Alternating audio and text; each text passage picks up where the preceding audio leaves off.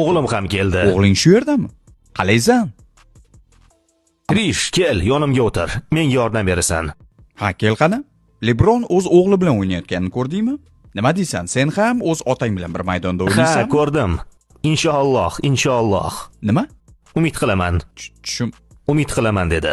Umid qilaman? Ha, bo'ldi. U 7 ta savol beradi. Biz aytilgan gaplar kimga tegishli ekanligini topishimiz kerak. U 7 tadan 4 tasini to'g'ri topdi. 7 tadan 4 tasini topdim. Birinchi savol kichik Ronaldoga atalgan. Kamchiliklarim bor, lekin yutqizishni yoki boy berishni istamaydigan professionalman. Dada, menimcha bu gaplarni siz aytgansiz. Jordan aytgan bo'lishi ham mumkin. Umuman tushunmayapman. Menimcha Jordan yoki boshqami? Menimcha bu yoki men aytganmanmi? Shunchaki eslang, bu gaplarni o'zingiz aytganmisiz? Qayerdan bilay, men ko'p joyda gapirganman.